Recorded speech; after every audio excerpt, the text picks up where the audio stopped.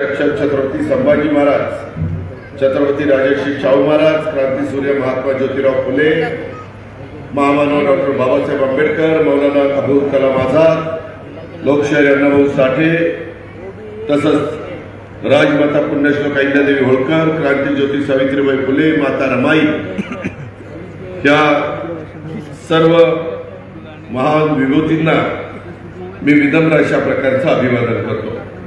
मित्रांनो, आजचा दिवस फार महत्वाचा आहे। साधारण 26 नोव्हेंबर 1949 रोजी देशाच्या संविधान सभेने आपल्या देशाची राज्यघटना स्वीकारली। त्यामुळे हा दिवस आपण आपल्या 140 कोटी जनतेचा भारत, त्या भारतामध्ये संविधान दिन म्हणून साजरा करतो। आणि या पवित्र संविधान दिनाच्या संपूर्ण देशवासियांना, संपूर्ण महाराष्ट्रातील जनतेला, माझ्या विदर्भातल्या जनतेला, माझ्या चिखलीकरांना मी मनापासून शुभेच्छा देतो। भारतीय राज्यघटनेचे शिल्पकार महामानव डॉक्टर बाबासाहेब आंबेडकर यांनी दिलेला न्याय, स्वातंत्र्य, समानता आणि बंधुता या मूल्यांच्यामुळेच आपल्या लोकशाहीची पायाभरणी मजबूत झालेली आहे। आणि आज जग देखील आपल्या भारतीय लोकशाहीच्या बद्दल एक आदराची भावना त्या ठिकाणी व्यक्त करतात। या निमित्तानं मी महामानव डॉक्टर बाबासाहेब आंबेडकरांना पण विनम्र अशा प्रकारचं अभिवादन करतो। त्याचबरोबर काही लोकांना कदाचित माहिती नसेल, परंतु आपण सर्वांनी संविधानाबाबतची मूल्य जपत आपल्या शहराच्या विकासाच्या दृष्टीनं पुढे यावं ही विनंती करण्याच्या करता, हे आव्हान करण्याच्या करता मी आज आपल्या चिखलीच्या परिसरामध्ये आलेलो आहे। मित्रांनो, बंधू भगिनींनो, 17 वर्षापूर्वी देशाची आर्थिक राजधानी मुंबई आणि तुमच्या माझ्या महाराष्ट्राची राजधानी मुंबई 26/11 रोजी देशातील आर्थिक राजधानी असलेल्या तुमच्या माझ्या मुंबईवर दहशतवाद्यांनी भ्याड हल्ला केलेला होता। आणि या हल्ल्यामध्ये काही निष्पाप माझे नागरिक मृत्युमुखी त्या ठिकाणी पडलेले होते।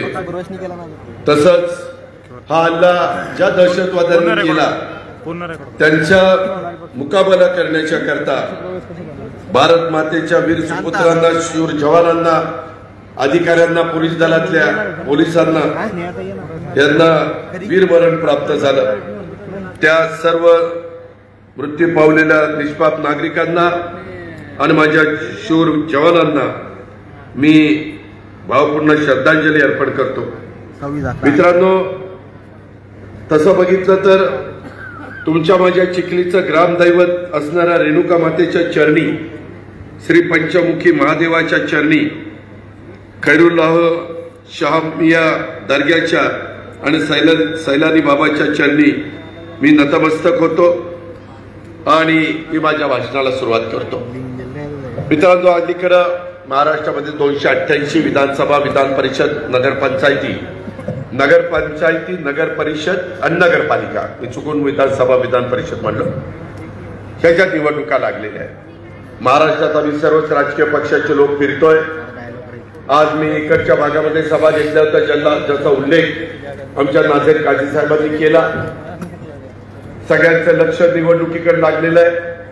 कोण कसे उमेदवार देतो, आपल्या शहराचा कायापालट ते करतील का, आपल्या शहराचा सर्वांगीण विकास होईल का, सर्व जाती धर्माला न्याय देण्याची भूमिका नगराध्यक्ष करतील का, स्वच्छतेला महत्व देतील का, पिण्याच्या पाण्याची जी गैरसोय, मी आज तर सकाळी अकोटला होतो, त्याच्यानंतरच्या काळामध्ये मी मलकापूरला गेलो, त्याच्यानंतर मी बुलढाण्याला गेलो, त्याच्यानंतर मी चिखलीला आलो, आता याच्यानंतर मी देऊळगाव राजाला जाणार।